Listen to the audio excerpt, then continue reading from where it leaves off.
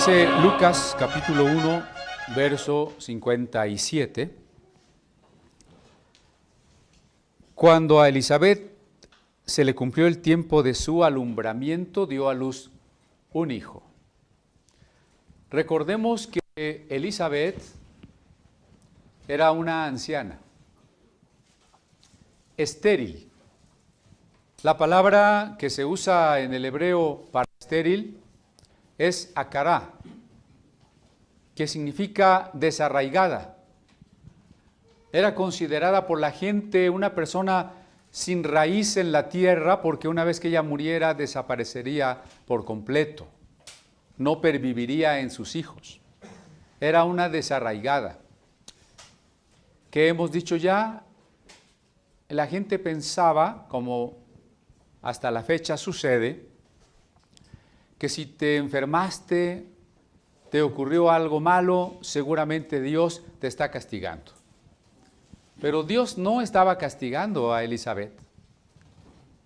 Al contrario, vemos que una situación tan azarosa, es decir, tan eventual, aleatoria, como lo puede ser la esterilidad o el nacimiento de un hijo con malformaciones congénitas, tiene sin embargo una respuesta en la gracia divina. En el caso de ella, Dios permite que milagrosamente quede embarazada. Note lo que dije. Hay cosas que obedecen a que el mundo, en varias de sus niveles, desde el nivel cuántico hasta el nivel social, hay muchas cosas que suceden por el azar. No es que Dios dijo, o que Dios quiere, o que Dios te está castigando.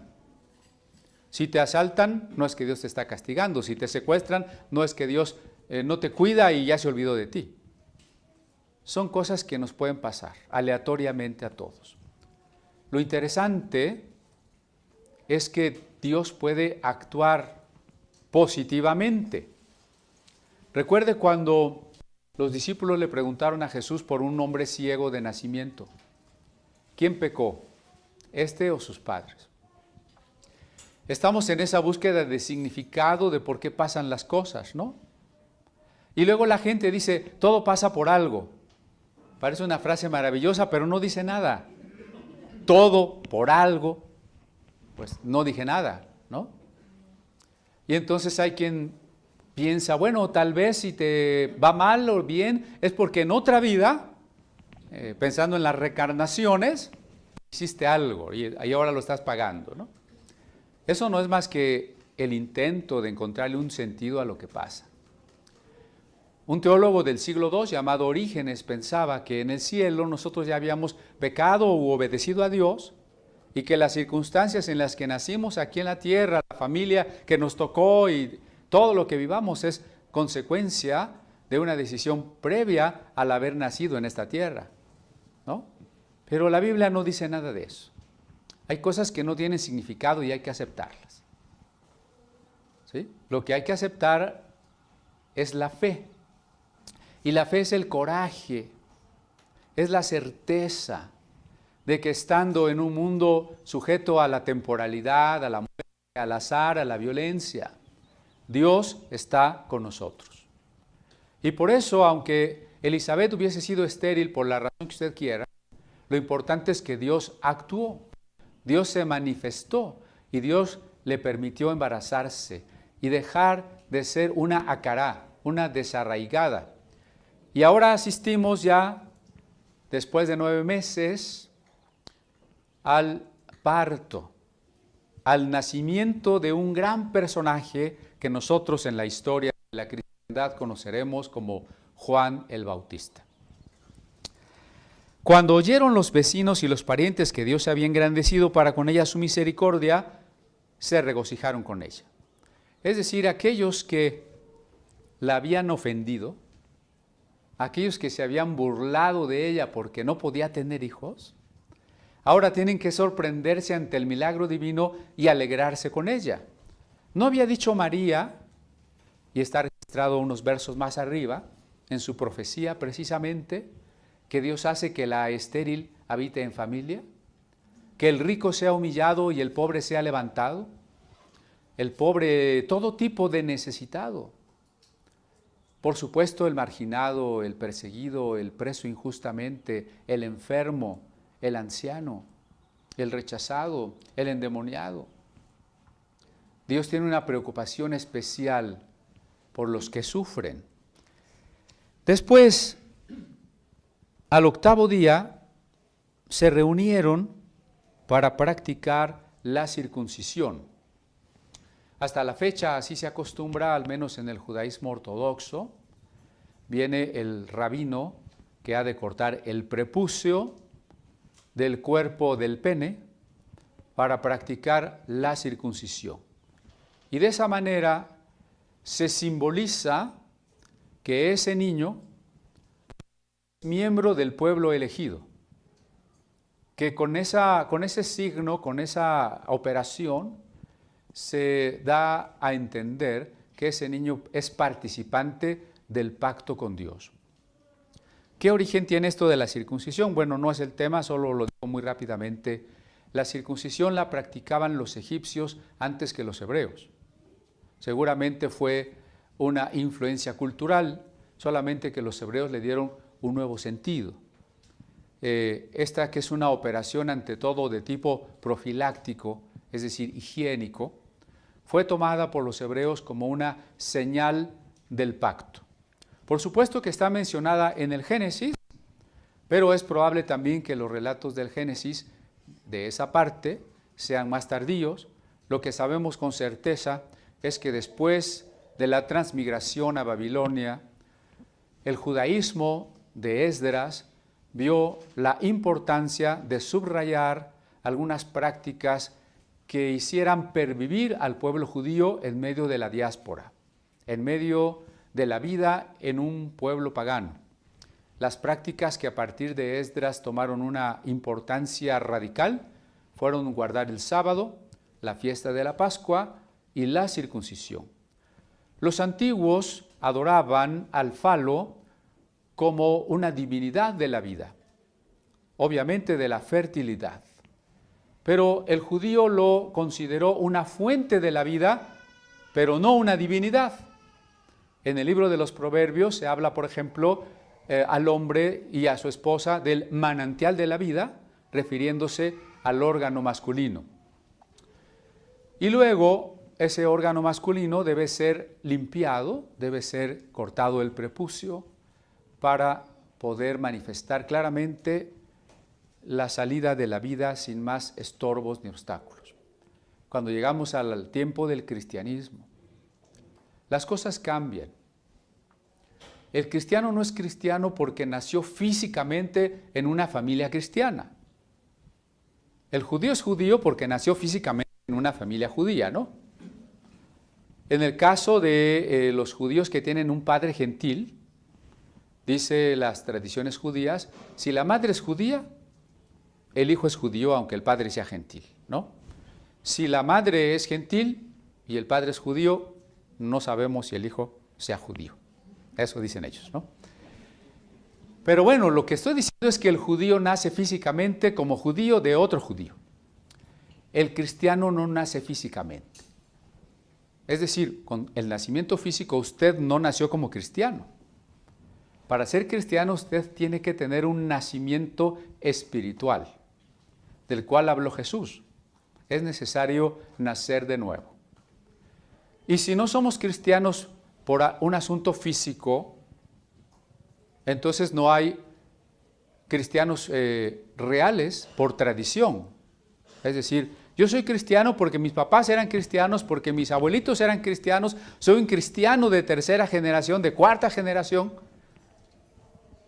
Alguien decía una frase chusca pero cierta: Dios no tiene nietos, solo hijos. Usted no es cristiano porque es hijo de cristianos, ¿no? O porque va a una iglesia, o porque pertenece a la iglesia católica, o a la iglesia bautista, o a cualquiera. No es cristiano por eso. Necesita nacer de nuevo. Y en ese nacer de nuevo, entonces, la circuncisión física ya no ocupa ningún papel. ¿No es cierto? Entonces Pablo en la carta a los Colosenses habla de una circuncisión del corazón.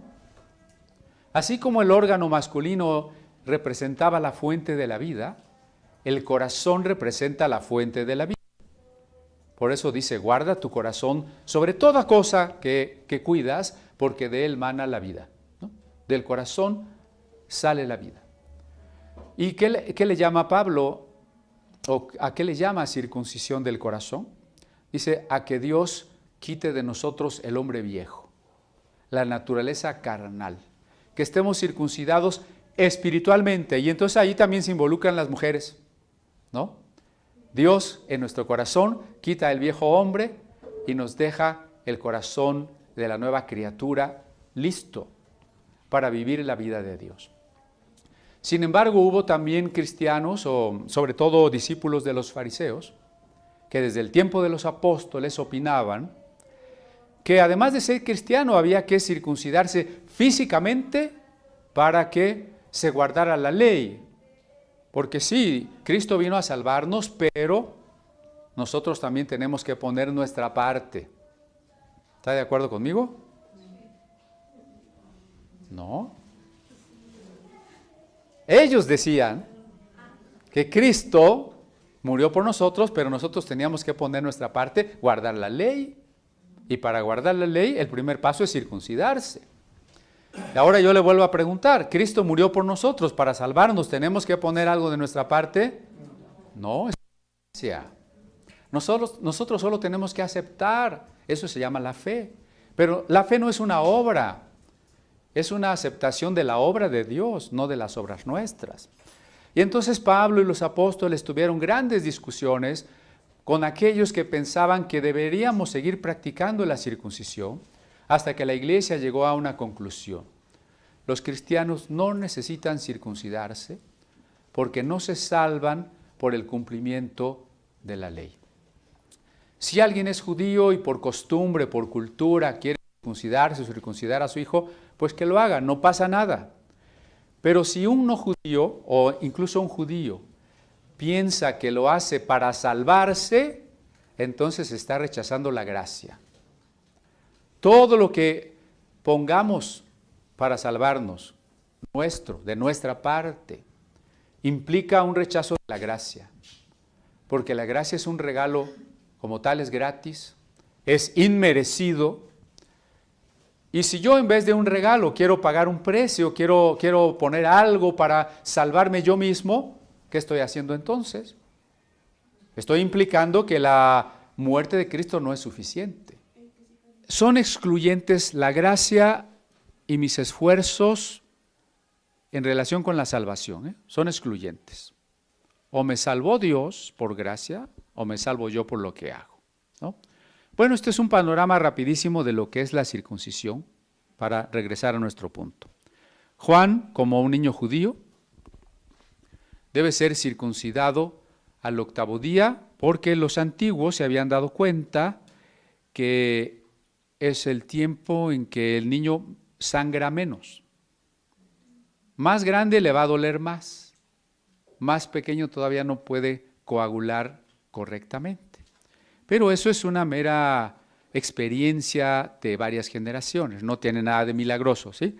Entonces se había determinado que a los 8 días los niños fueran circuncidados, y muy parecido al bautismo en las iglesias que bautizan niños, se le ponía el nombre el día en la ceremonia de la circuncisión. Y por eso cuando estaban allí para circuncidarlos dijeron, este va a ser Zacarías hijo, ¿no? El Zacarías pequeño. Pero entonces le preguntan a Zacarías, porque Elizabeth dice, no se va a llamar Zacarías, se va a llamar Juan. Y todos preguntan, bueno, pero ¿qué Juan hay en la familia? No hay Juanes en la familia. Vean que era como una especie de tradición que hasta la fecha, ¿no? Se llama así porque es la abuelita, porque la bisabuelita, porque la tía, se llamaba así, ¿no? Bueno, entonces le preguntan a Zacarías, que está mudo, y Zacarías, con señas, pide una tablilla de madera encerada para escribir, y escribe, se va a llamar Juan. Entonces todos se sorprenden, pero en el momento en que Zacarías escribe eso, se abre su boca, es decir, deja de estar mudo. ¿Se acuerda por qué Zacarías se había quedado mudo? Siendo un sacerdote, siendo un mediador que tenía que traer la palabra de Dios a los hombres, siendo el padre del más grande de los profetas, estaba mudo. Paradójico, pero estaba mudo porque no creyó. ¿Se acuerdan? Dios le dijo, te voy a bendecir a pesar de tu fe tan pequeña y de tu otro gran porcentaje de incredulidad, pero hay una señal. No se puede ser profeta, no se puede ser sacerdote mudo. Para hablar hay que tener fe. Para dar la palabra de Dios hay que tener fe. En ese momento Zacarías sana y comienza a hablar. Y entonces vamos al versículo 67. Zacarías su padre fue lleno del Espíritu Santo y profetizó. Hace un momento les decía que Lucas insiste en la persona y la obra del Espíritu Santo. El Espíritu Santo que nos trae un mensaje de parte de Dios. Profetizó. Ahí tenemos que detenernos un momento. Porque los judíos tenían una tradición en ese tiempo. Ellos pensaban que desde los días de Esdras, es decir, casi 500 años antes, la profecía se había terminado. ¿Sí?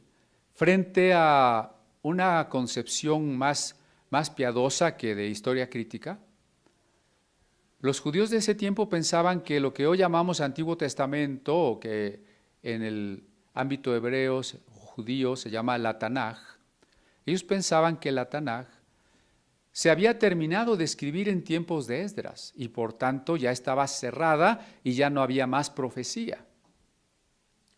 Esto no es del todo correcto, porque en primer lugar es identificar la profecía con la escritura y no necesariamente es lo mismo. La escritura es la palabra profética de parte de Dios. Pero hubo profecías antes de que existiera la escritura y hubo profecías después de que existiera la escritura. La segunda cuestión, pues es suponer que en tiempos de Esdras se terminó de escribir la Tanaj, y eso no es así, porque los libros de Crónicas, el libro de Daniel, el libro de Esther, el libro del Eclesiastés, se escribieron mucho tiempo después, y si alguna iglesia acepta los libros deuterocanónicos, pues menos, ¿no? Porque se escribieron mucho más tardíamente. Pero entonces en el concepto del judío de aquel tiempo ya no había profetas. Y nos encontramos con esta cuestión interesantísima en Lucas. Lucas nos registra la vigencia del don de profecía. Porque, adelantándome un poco, cuando Jesús, pequeñito, recién nacido, se ha llevado al templo, se van a encontrar con la profetisa Ana, con el profeta Simeón, ¿no es cierto? Porque María profetizó cuando llegó a visitar a su prima Elizabeth, porque Zacarías está aquí profetizando, porque si llegamos al libro de los Hechos, también escrito por Lucas, se habla de muchísimos profetas, Agabo y las hijas de Felipe y otros profetas de la iglesia de Antioquía, como Bernabé, Judas, Silas, etc. Entonces, hay que recomponer a veces nuestra idea de la profecía, ¿no? Ciertamente que la idea de profecía, como la revelación misma, va creciendo progresivamente de lo más oscuro a lo más claro, de donde menos se comprende el mensaje de Dios hasta poder proclamar un Dios que es amor.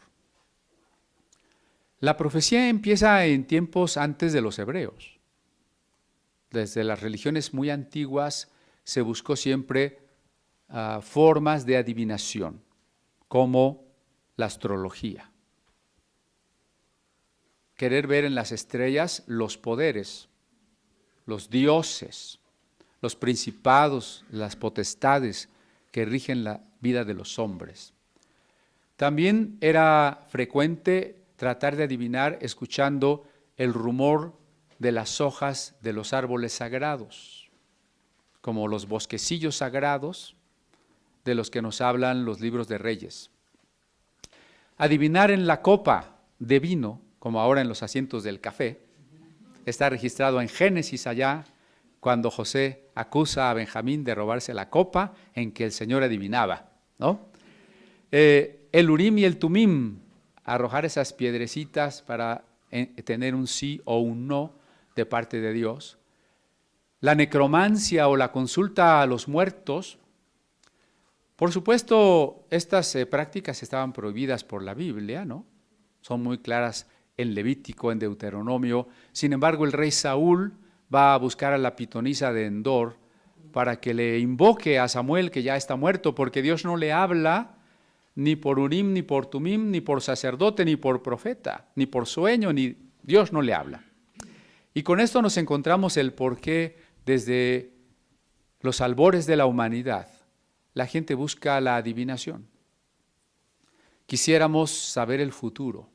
Nos causa desazón la incertidumbre de lo que ha de pasar.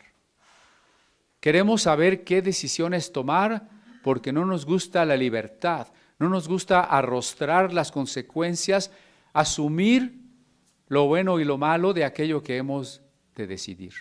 Nos cuesta trabajo.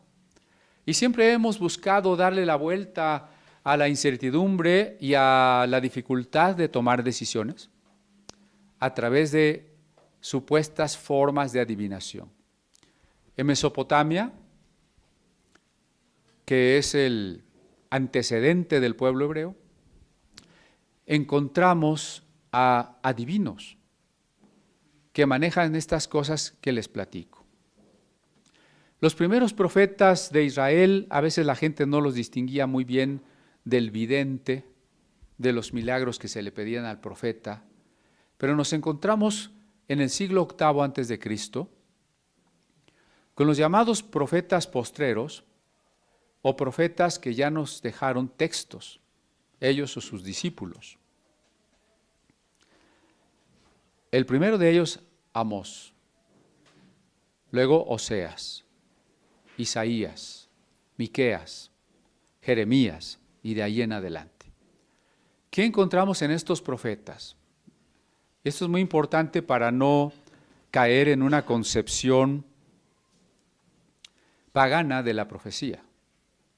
Cuando la persona común oye la palabra profecía, de inmediato se imagina un augurio del futuro, una especie de predicción, de vaticinio.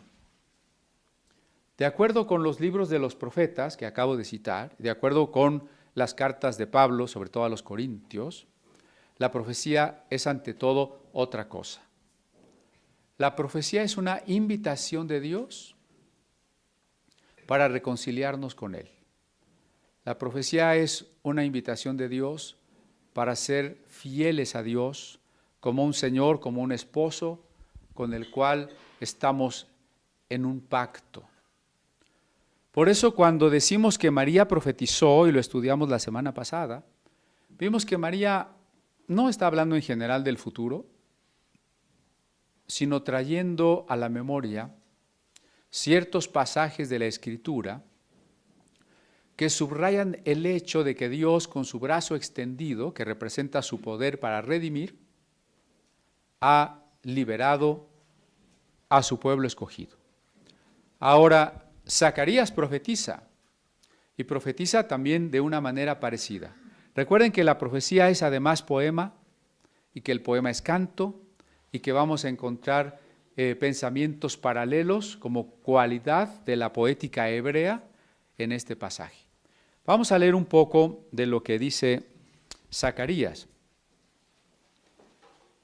Bendito el Señor Dios de Israel, que ha visitado y redimido a su pueblo. La profecía conlleva alabanza. Bendecir a Dios es lo mismo que alabarle. En particular, Zacarías le está alabando ahora porque Dios ya visitó. Es una palabra con muchas acepciones, de un significado muy amplio. Visitar puede significar ayudar, puede significar juzgar o también salvar. Cuando la Biblia dice que visitemos viudas y huérfanos, está diciendo que ayudemos. Cuando Dios dice que visita la maldad, quiere decir que la juzga. Pero ahora la visitación es una visitación de salvación, porque dice, ha redimido a su pueblo. Dios tiene un pueblo, Dios se ha escogido un pueblo. Redimir significa haber comprado un esclavo, pagando el precio que costaba ese esclavo para darle la libertad. Jesús con su propia vida pagó el precio de nuestra esclavitud en el pecado y ahora nos hace personas libres. Y este que es libre forma parte del pueblo de Dios. Pero el pueblo de Dios no es escogido porque sea poderoso, ni en el caso del Israel físico, ni en el caso de la iglesia, somos escogidos por alguna cualidad que tengamos. Podría ser una tentación decir, no, pues sí, Dios me escogió porque Él ya sabía que yo iba a ser tan simpático. No, pues porque yo iba a ser tan bonita. No, pues porque yo iba a ser muy inteligente. No, es que yo soy tan bueno que por eso a mí Dios me escogió. No, no hay razones que ameriten que Dios nos haya escogido. ¿Sí? La salvación, la gracia de Dios, no está relacionada con los méritos.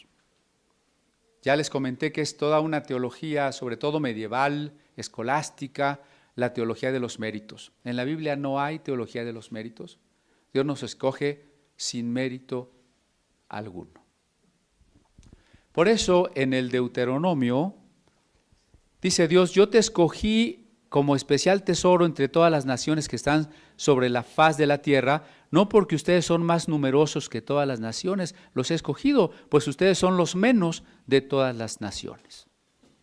Estoy en Deuteronomio. Ahora, lo curioso es que el judaísmo ortodoxo trató de cambiar el sentido de este texto. Cuando yo le leo, Dios no te escogió porque eres el más numeroso, sino el más pequeño, ¿quiere decir que hay algún mérito? No hay mérito. De hecho, el pueblo de Israel era tan pequeño que en un sentido no existía. No existía porque Abraham se casó con una mujer estéril, ¿no? Se le prometió que de él saldría un gran pueblo, pero ¿cómo va a salir un gran pueblo de una mujer estéril? Y su hijo Isaac se casó con otra mujer estéril. Y su nieto Jacob se casó con otra mujer estéril. Entonces, ¿quién formó al pueblo? Dios no lo escoge porque era fuerte, numeroso, porque había impuesto su hegemonía sobre otros pueblos, porque era un gran pueblo guerrero, porque los judíos son muy fuertes, como si todos hicieran pesas. Por eso los escogió. Porque todos son muy inteligentes y se sacan muchos premios Nobel, por eso los escogió. No, ni a nosotros, ¿no? Pablo en Corintios es muy claro y dice, a lo vil del mundo escogió Dios. Entonces ese es como un silogismo, ¿no? ¿Ustedes son un escogido de Dios? Sí. ¿Dios escogió a lo vil? Sí. Entonces, ¿usted qué es? ¿No? O sea, no nos escogió porque somos gran cosa. Pero note, aquí tengo yo, bueno, saqué una copia nada más de una de las páginas de la traducción que hizo un rabino francés del siglo XIII que se llamó Rashi, y Rashi comenta lo siguiente. No porque ustedes son más numerosos. Esta frase debe ser entendida conforme un midrash hagádico. Ustedes no se engrandecen a sí mismos cuando yo derramo bondad, es por eso que yo los escogí. O sea, por humilditos y sencillitos y carismáticos. Y si son judíos argentinos, ¿no? O sea, Rashi está diciendo que no los escogió por ser numerosos, significa que son muy humilditos. Deuteronomio no dice eso. No está diciendo, si yo te escogí porque tú eres muy sencillo, porque tú ibas a ser muy modesto, porque tú ibas a ser muy generoso con el prójimo. Y cuando dice, tú eres el pueblo más pequeño, es decir, el pueblo más insignificante, eso es una realidad. Es cierto que a través de la Biblia, Israel ha tenido una gran influencia en el mundo. Pero, por ejemplo, en cuanto a territorio, ¿Israel será un país de los más grandes? Pues no creo que sea más grande que el estado de Chihuahua, ¿no? En cuanto a la historia de las grandes potencias mundiales, ¿alguna vez Israel fue una potencia? Ni en tiempos de Salomón. En cuanto a la historia de la ciencia, al menos en los textos que están en la Biblia, ¿hay algún desarrollo científico notable por parte de los hebreos? Eran más avanzados los mesopotamios, o los hindúes, o los egipcios, ¿no? En realidad es un pueblo pequeño. El propio idioma hebreo era un idioma reducido a los confines del mundo. La Biblia entró en la literatura universal hasta que se tradujo al griego en el siglo III antes de Cristo, en la traducción que se llamó la Septuaginta, no en el hebreo, en griego. Entonces dice Rashi lo siguiente, ¿no? Ustedes son los menos, dice Deuteronomio, y entonces él comenta, ustedes son los menos porque se empequeñecen a sí mismos a semejanza de Abraham, que afirmó, yo soy polvo y ceniza. Entonces, ¿por qué son los menos? No porque realmente sean los menos, sino que son muy humildes, ¿no? Esta es una distorsión del texto, ¿no? Esta es una edición judaica con unas distorsiones muy grandes en muchos pasajes. Ahora solo comento esta. Porque, insisto, Dios no nos escogió por mérito alguno. Dios nos escoge porque quiere, por gracia, ¿no? Nada más, porque nos ama. Bueno, continúa Zacarías. Y nos levantó un poderoso Salvador en la casa de David, su siervo. Note que la profecía aquí está en relación con la fe. Como Pablo dirá después en la carta a los Romanos, el que profetiza, profetice conforme a la medida de la fe. Cuidado con malentender eso, porque ahora a veces se entiende la profecía como si yo pudiera decretar, ordenar o declarar lo que tiene que pasar, y como yo lo profeticé, Dios está obligado a respaldar mi palabra porque Él me hizo profeta y ahora me respalda y pasa lo que yo dije que iba a pasar. ¿Sí me expliqué? ¿O me fui muy rápido? La profecía no es así. La profecía es al revés. Cuando Dios decide que algo pasa, entonces lo comunica a los profetas. Y los profetas lo dan a conocer. Y a veces lo dan a conocer reafirmándolo, ilustrándolo con un gesto profético. Como Jeremías les dijo a los jerosolimitanos, si ustedes no se arrepienten, los babilonios se los van a llevar en cautiverio. Esa es la profecía. Para ilustrar, para hacer más claro el mensaje, Jeremías se puso una viga, un yugo sobre el cuello y caminó por las calles de Jerusalén diciéndoles, esto les va a pasar si no se arrepienten. ¿Eso quedaría muy claro o no? ¿Verdad que quedaría muy claro? Alguna vez recuerdo una predicación donde, una clase de escuela dominical con la maestra, allá por la niñez. La maestra llevó en un cartoncito con un plástico una semillita de mostaza, ¿no? Y nos habló de la fe como una semilla de mostaza. Entonces todavía me acuerdo. Son gestos que refuerzan la palabra. Claro, a lo mejor un hermano exageró, pero un día dijo hay que comerse la palabra y que se come una hoja de la Biblia, ¿no? Bueno, Jeremías se ponía, o Ezequiel, o algunos de ellos hacían actos que dejaban claro el mensaje. Pero hoy Hoy existe la distorsión de hablar de actos proféticos. La gente piensa que si hace ciertas cosas, lo está ordenando, tiene el poder de la palabra creativa y entonces tiene que pasar. En la Biblia no dice nada de eso. La profecía no es causa de que las cosas pasen. La profecía es un anuncio de la voluntad de Dios. Y la voluntad de Dios, cuando es expresada en la profecía, es una invitación, decíamos hace rato. Y como invitación respeta la libertad humana. Alguien dirá, bueno, pero Dios es soberano. Si Dios es soberano, quiere decir que nadie puede imponerle algo, Él no tiene que obedecer a nadie. Pero Dios es tan soberano que en su soberanía ha decidido hacer hombres libres. Nuestra libertad no coarta la soberanía de Dios. Nuestra libertad, incluso nuestras malas decisiones no limitan la soberanía de Dios. Porque en su soberanía Dios decidió hacernos hombres libres y permitir la historia humana en la cual existiría, por ejemplo, el pecado. Por eso la profecía es una invitación para volvernos a Dios. Y como en toda invitación, podemos contestar que sí o podemos contestar que no. Piense rápidamente en Jonás. Jonás va a la ciudad de Nínive y anuncia: en 40 días Nínive será destruida. ¿Era una profecía inexorable? ¿Se tiene que cumplir a fuerza, así como las profecías mayas del 2012? No, la profecía pagana tiene la idea de que hay un destino escrito y tiene que pasar. La profecía bíblica no es un destino escrito, es una invitación y el hombre toma una decisión. ¿Qué hubiese sucedido si los ninivitas no se arrepienten? La ciudad se destruye.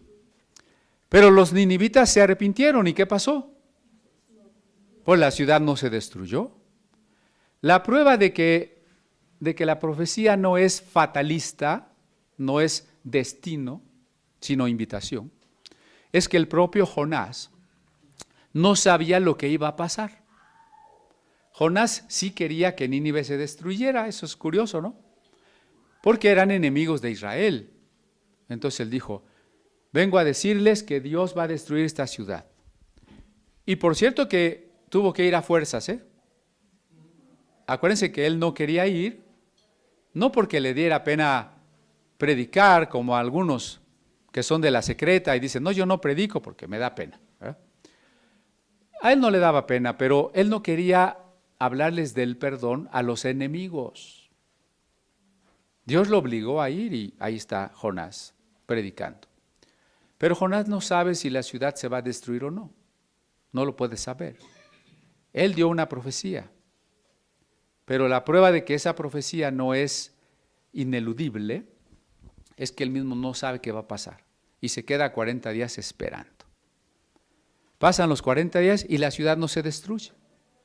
Y Jonás se enoja con Dios porque no destruyó a sus enemigos, ¿verdad? Entonces, bueno, la profecía nos deja una libertad. La profecía es un anuncio de lo que hace Dios, no de lo que yo quiero ordenar que pase. Entonces, cuando usted escuche a un profeta o profetisa, o sería mejor usar el prefijo pseudoprofeta o pseudoprofetisa, que empieza por ahí, y yo profetizo la unción para todos ustedes, y yo profetizo la sanidad y la riqueza para todos ustedes. Bueno, acuérdense que está pasando por alto qué hay en nuestro corazón, cómo estamos con Dios, así como para que de manera indiscriminada yo diga, ¿todos ahorita son bendecidos? ¿Cómo puedo decir eso? En este momento algunos no estarían para ser bendecidos, sino para ser reprendidos, ¿o no? Algunos no estarían ahorita para ser sanados, sino para confesar pecados. O sea, ¿cómo puedo ser tan general y decir, todos ahorita ya se les cancelaron todas sus deudas? Eso no es profecía. Sin embargo, Zacarías está diciendo que Dios ha levantado un poderoso Salvador. En ese momento que Zacarías está hablando, ¿dónde está el poderoso Salvador? En todo caso, se está gestando en el vientre de María, ¿no? Tiene 3 meses, ¿no? ¿Cuántos no? 3 meses. Jesús tiene 3 meses en el vientre de María, cuando Zacarías está diciendo que Dios ha levantado un poderoso Salvador. Desde la perspectiva así de los hechos, uno podría decir, pues, ¿cuál poderoso Salvador? Sí, para empezar es un niñito que podría todavía ser abortado, tal vez si hubiera nacido en esta época, ¿no? Y aun que hubiese nacido, ¿qué tipo de salvación me puede ofrecer un niño indefenso? Un niño que no sabe hablar, que no sabe caminar, que no sabe comer. ¿Me va a salvar del Imperio Romano? ¿De las legiones de soldados romanos? ¿De qué me va a salvar? Noten aquí entonces el mensaje que con los ojos espirituales puede ser visto, ¿no? Dios ha levantado, ya es un hecho, porque ya comenzó un poderoso Salvador. La casa de David, su siervo, quiere decir de la familia de David, como estaba anunciado, que era un descendiente que heredaría el trono de David. Como habló por boca de sus santos profetas que fueron desde el principio. Desde las noticias antiguas de los profetas, hay un mensaje central en los profetas. Hay mucho mensaje en los profetas: arrepentimiento de la idolatría, de la injusticia, del amor de Dios, etc. Pero hay un mensaje en el que la ley y los profetas confluyen. ¿Cuál es el punto donde la ley y los profetas confluyen? El Mesías, ¿sí? Por eso, como habló por boca de sus profetas, salvación de nuestros enemigos y de la mano de todos los que nos aborrecen. Por supuesto, esto tendría ante todo una aplicación espiritual. No nos interesa en un primer plano que Dios nos libre de los enemigos físicos, sino de los enemigos espirituales, para hacer misericordia con nuestros padres y acordarse de su santo pacto, del juramento que hizo Abraham nuestro padre. Aquí hay un paralelismo: el pacto o el juramento, que es lo mismo que la alianza o el testamento, lo hizo Dios, pero aquí no se está refiriendo al de Moisés, sino recuerden que en un sentido más amplio, el pacto es uno solo: el deseo de Dios por salvar a la humanidad, por pura gracia. Y esto es lo que se le dijo a Abraham. Por eso dice el 73 del juramento que hizo Abraham nuestro padre. ¿Cuál es el juramento? Que nos había de conceder que, librados de nuestros enemigos, sin temor le serviríamos en santidad y en justicia delante de Él todos nuestros días. O sea, hay un pacto. ¿Cuál es ese pacto? Vivir en la comunión y en la santidad con Dios todos los días de nuestra vida. Aquí todos los días podríamos entenderlo incluso en la manera en que lo expresa el Salmo 23. ¿Se acuerda que el Salmo 23 al final dice: y en la casa del Señor moraré por largos días? Largos días es una figura retórica para expresar eternidad, ¿no? Para vivir eternamente con Dios. Entonces, el pacto es un pacto para vivir eternamente con Dios cuando Él nos haya redimido de los verdaderos enemigos: la muerte, el mal, la carne, nuestro egoísmo. ¿Quién es el principal responsable de que pequemos? El diablo, ¿verdad? No. Los ateos. ¿No serán los ateos? El gobierno, la corrupción. Nosotros mismos, ¿verdad? ¿Sí? Hasta allí la alabanza y el anuncio de que la redención de Dios ha llegado. Ahora la profecía de Zacarías se dirige a su propio hijo y dice en el verso 76: y tu niño, profeta del Altísimo, serás llamado. Pues no, que ya no había profetas. Yo me encuentro muchas posturas teológicas, y ahora que está de moda la internet, No, no, es que la profecía solamente era para los que iban a escribir la Biblia. Y ahora ya no hay profecía. Oiga, ¿Juan el Bautista escribió algún libro de la Biblia? ¿No escribió libros de la Biblia? Entonces, ¿por qué era profeta? ¿Verdad que no? El profeta es el que trae un mensaje de parte de Dios. Así, tal cual, el verbo más usado en hebreo es nabí, profeteo en griego, y ambos significan traer un mensaje de. Juan es uno que nos trae un mensaje de parte de Dios. En un tiempo en que la oficialidad judía no cree que hay profetas, Dios está levantando al más grande de todos los profetas de la etapa previa del pacto. ¿Por qué será el más grande de todos los profetas? Así como María será la más bienaventurada de las mujeres, por ser la madre del Mesías, Juan será el más grande de los profetas por ser el precursor del Mesías. Por eso la siguiente frase dice, porque irás delante de la presencia del Señor para preparar sus caminos. ¿Por qué Juan es el más grande? Y lo dice Jesús, no lo estoy diciendo yo, ¿no? Jesús dijo, sí, Juan es el más grande de todos los profetas, porque es el precursor, el que va adelante en el camino del Señor. Note aquí el título, Señor, que en la traducción del griego sería el Kyrios, que es la palabra para el equivalente del texto hebreo, Adonai, que es Dios. Juan el Bautista es un precursor de Dios. En otras palabras, Jesús es Dios hecho carne. Porque las profecías de Zacarías y las profecías de Malaquías, que hablan de la voz en el desierto y que hablan del mensajero que vendría a preparar el camino del Señor, se refieren al Señor, a Jehová, a Yahvé. Si Juan el Bautista cumple esta palabra en relación con Jesús, ¿quién es Jesús? Dios hecho carne, ¿sí?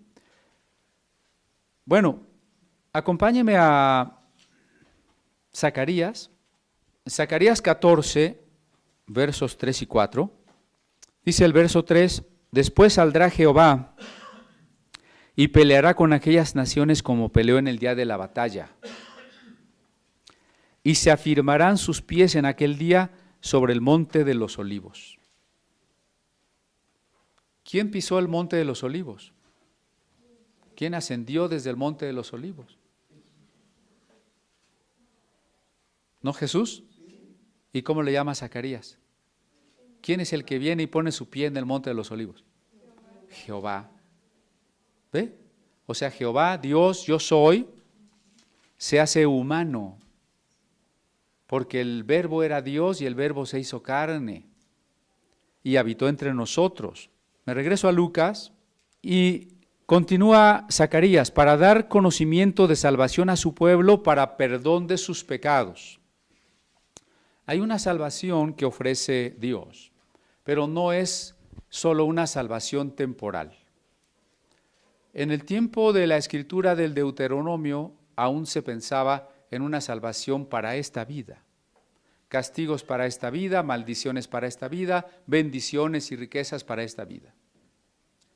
Pero conforme la revelación avanza, se entiende que hay una vida eterna, que hay también una condenación eterna. Por eso ahora la profecía insiste en el perdón de los pecados. No es la salvación de los enemigos físicos, es una salvación del perdón de los pecados. A veces cuando algunas personas usan la Biblia desde una perspectiva legalista, y hay muchas personas que lo hacen así, legalista, algunos tocan a tu puerta y te dicen, le vengo a hablar de las buenas nuevas del reino.